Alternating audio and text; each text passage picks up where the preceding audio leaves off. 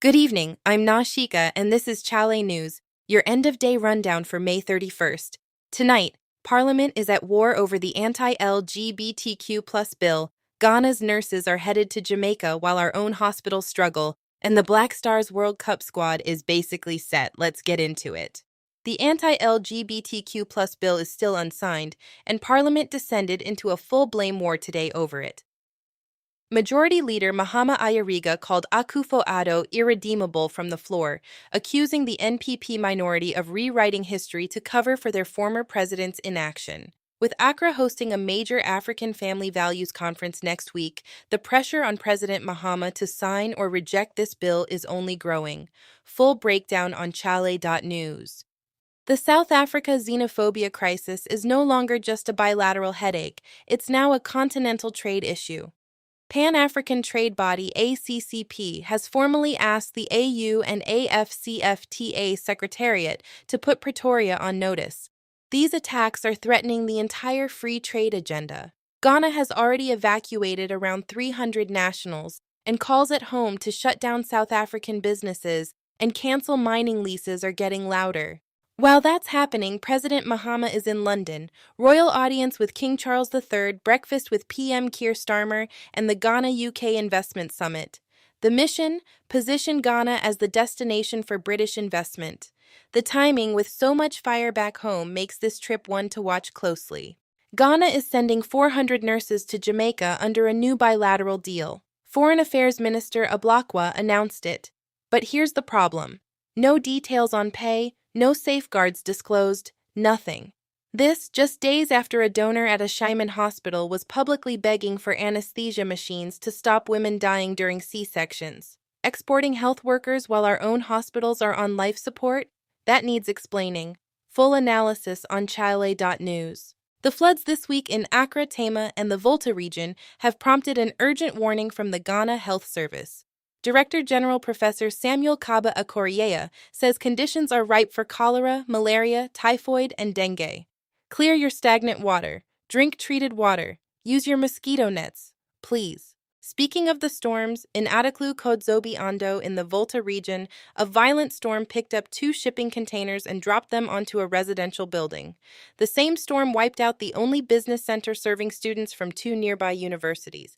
Let that sink in. Actual shipping containers, airborne. Now some genuinely good news.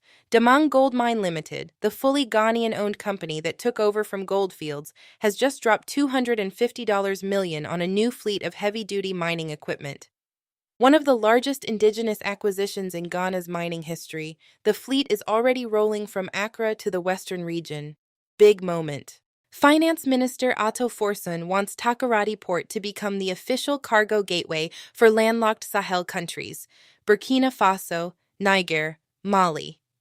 The logic: stop overloaded trucks from destroying Ghana's roads.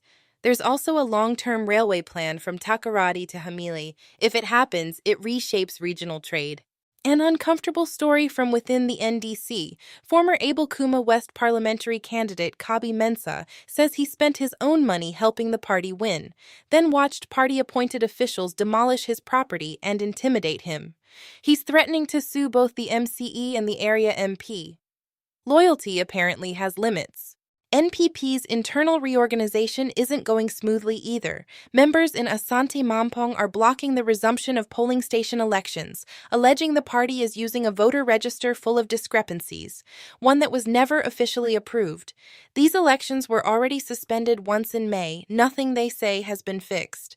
Black Stars News: every player heading to the 2026 World Cup gets $100,000 just for showing up. Sports Minister Kofi Adams confirmed the appearance fee, same as previous tournaments. The announcement is clearly designed to avoid the bonus chaos that's derailed Ghana's preparations before. Smart move early. And the squad itself?